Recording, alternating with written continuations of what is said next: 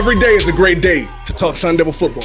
Welcome to Arizona State Football Insiders. I'm your host, Rob Penn, and always accompanied by my Sun Devil royalty, J.R. Redmond and Juan Roche. Our Sun Devils lost 50-36 against the Bruins. You know, our boys battled tough all the way through, I got to say, but they couldn't overcome that deep 18-point halftime deficit. Hey, what did you see about the game that you think that we did well, Juan? Without question, this team has a lot of fight. And during the course of that game, you saw them get stronger. Yes, they got into the early hole, going at halftime at the deficit. But there was a moment where they had an opportunity to get back in it and tie it up and even get ahead. So when you see a team fighting like that this deep into a season with all the adversity and all things that have happened, you can't be anything but proud of these guys. Okay, the end result was not what you would want, because I've been in that situation. You give it your all, you try to make the plays, you go in there, you prepare, and then it just doesn't work out for whatever reason. But let's also understand that UCLA is a great team. They are in the hunt for the Pac-12 title. And ASU played them all the way to the end. There was some moments in there late in that game where a ball bounces a certain way or something happens, and ASU ties it and maybe even gets ahead. So I think that it was a great effort. But sadly, when you're playing a Chip Kelly team, if you get down on them, you get down to a team like that, it's hard to come back. J.R., Valladay led the offense in receiving and rushing yards. What did you see about his game that you liked? What you said, his game. Being able to catch the ball, make people miss, get upfield. Again, he has everything at his arsenal. He's got good size up on him. Very, strong physical runner. He can stick that foot in the ground too, right? And pound you if he needs to, as well as be elusive. And the fact that he can't catch the ball out of the backfield, make things happen. He makes it look like he's going to be a good fit for the next level. I can interject on something to touch on what JR just said about X-Man. Is our offensive line blocked a lot better. They got to the second level, and that allowed Xavier to really show what he can do. When Jarvis is putting his foot in the ground, when you give that kid a crease, he doesn't need a lot of room. Just get a hat on a hat, and he'll find it, and he'll get your 7-8 yards, man. What I love about watching him run, he is an old-school bruising back, like JR used to be, like Terry Battle used to be, like Mike Martin used to be, where if they're not going to run around you, they're going to run right over you. And like JR says, I think that he's putting together a hell of a lot of tape that's going to really help him, and I would be shocked if he's not starting next year on Sundays. Today's guests are two of my favorite Sun Devils. Please allow me to introduce to you Jalon Conyers and Gio Sanders. What's going on, fellas? How you doing? Chilling. What's good? Over the last 2 weeks, that offense has proved its potential when operating on all cylinders. Gio, what do you credit to the uptick in the offense? Yeah, I think it's like you could give it to multiple people. The coaches, they've been on a lot of different things, with a few changes and things like that, adding some new plays in the playbook, some new route concepts and things like that. The players, we've been going in a little earlier, getting some more film work in, whether it's on like defense, on signals, just because, we're more up tempo and things like that, just something offensive related. And then, of course, like just the players, working harder and being more locked in that practice, helping each other out, communicating on the field to make sure everybody's on the same page. And like I said, really just making sure we're on like the tempo and subbing and everything like that, trusting each other to, do their own job. Big fella, Mr. Conyers, you put the nation on notice a couple weeks ago against Colorado. What do you feel is your biggest asset at that tight end position? For me, I think it's just being a mismatch nightmare for people. Whether you want to put a linebacker on me that I'm faster than, or put a safety on me that I'm bigger than. I feel like I've set up a lot of guys like Gio and like EK. If you got to put a certain guy on me to cover me, their guys are going to be open too. So just try to be a matchup nightmare for a bunch of guys, whoever we play, no matter who it is. For both of you guys, being so versatile, being able to play inside and outside. Gio, do you prefer the slot over being outside? Yeah, I definitely do prefer the slot.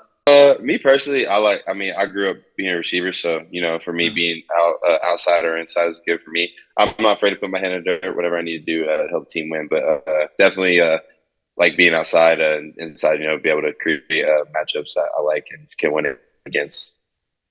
JR had a good point about versatility, about being able to line up in different positions. If there's one word that can describe what you guys have been through the past several weeks, is change, being versatile, having the ability to kind of adjust.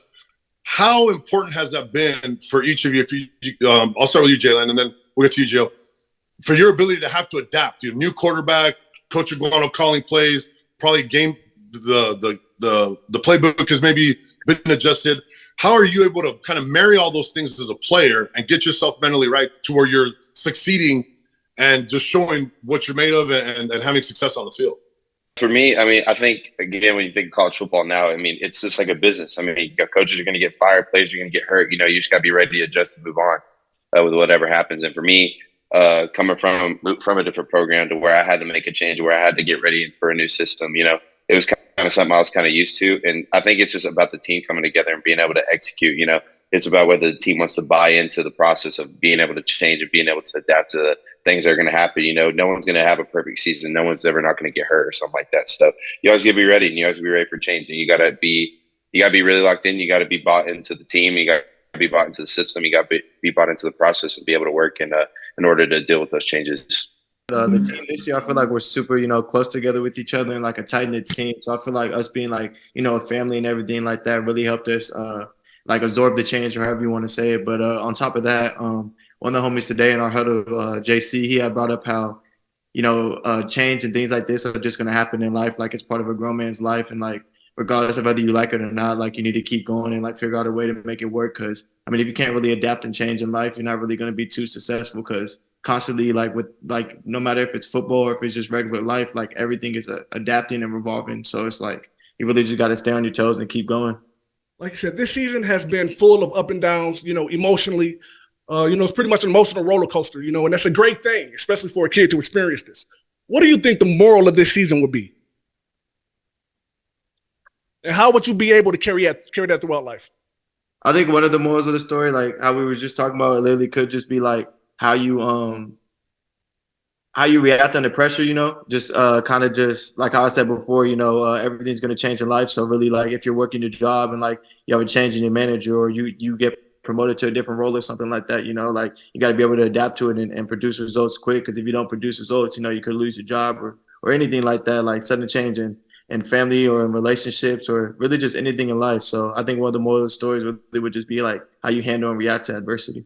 Me, honestly, it's funny because I'm going to piggyback on what this guy tells us every time we come up, like, how do you want to be remembered? Like, you know, with the team and the record that we have, you know, a lot of people would be like, oh, yeah, this is a season to kind of forget it, put us off to the side.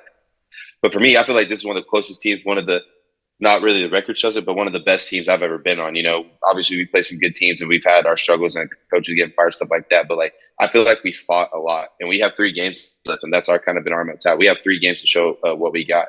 And I mean, like I said, we still have a chance for a bowl game to go play somebody and end up over 500. So for us, instead of being one of those teams that's like, oh, let's just put this team to the side, doesn't even remember. Like, I want to be this team that's like, man, they fought to the last very second. You know, they grind, like we're just grinders, and we fought to the end. I see you guys handling it well, and you're fighting. You're fighting, so good deal. Hey, that's about it. We want to thank you for coming on, man. This was incredible. Really appreciate it. Yeah, no problem. I appreciate you guys having us. It's an honor speaking to all you guys. From all the old Devils, man, and all the guys that have been there, that have been through the struggle, have been through the fight. You know, we're proud as hell of you guys, man. Keep it up. Finish the season strong, and we'll tally them up at the end, and we'll see where we are. But hell of a job not melting down and falling apart, guys. We're really proud of you. Appreciate that. Thank you A lot. We for sure going to make y'all proud. Hey, this coming Saturday, we travel to the 5-4 Washington State Cougars, led by quarterback Cameron Ward. This Cougar team kind of returned a lot of its starters from last year that tasted that victory here in Tempe. What should the game plan be to counter this Cougars attack, Juan? We're going to go back to the theme of last week, is you have to find a way to move the chains. Now you're on the road. I'm not going to say Martin Stadium is a tough place to play. JR's played there. I played there. It's not an intimidating, daunting place. It's just a very tedious and very tiring road trip. So ASU has to be able to stay focused, go into Pullman, worry about themselves, worry about their execution, their assignments, their game plan, but they got to keep that offense off the field. You got to find a way to move the balls, give the ball to Xavier. It's going to be cold up there. It may even be raining. Hell, it may even be snowing. It's November. It's Eastern Washington. So they just got to go in there prepared for any element that they face, but they got to be able to produce on offense. We, can't have a big play like an interception in the first drive and then get a field goal out of it. You got to get a touchdown. You got to be able to immediately pounce on your opponent. And Washington State, while they're good, they're 5-4. The record's not really indicative of how good these guys can be. They've shown flashes of greatness. They just also are prone to the mistakes and prone to the things that will keep a good team from becoming great.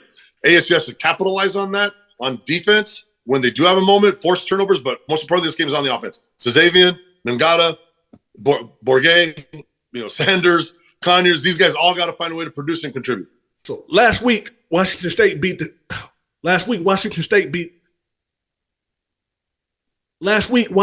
won against Stanford 52-14. This was the same Stanford team that we faced a couple weeks ago, that 15-14 victory. JR, what do we need to do to really compete and really, offset that? You got to go play ball. Let the playmakers make plays. Obviously, after a few games now, we've seen some changes. And with those changes, we've seen, the ball being spread around. The key factors are still the key factors, but you have some other guys that have shown up to the party now. And not only have they shown up to the party, they're party animals. So I think you should let the party animals party. Let them play. Get those guys that can make plays the ball. And you know what numbers they are. We don't have to say it. I think they just got to go in there, play fast, play hard, and get ready for an ugly game. I think if there's one word that's going to define this week is revenge.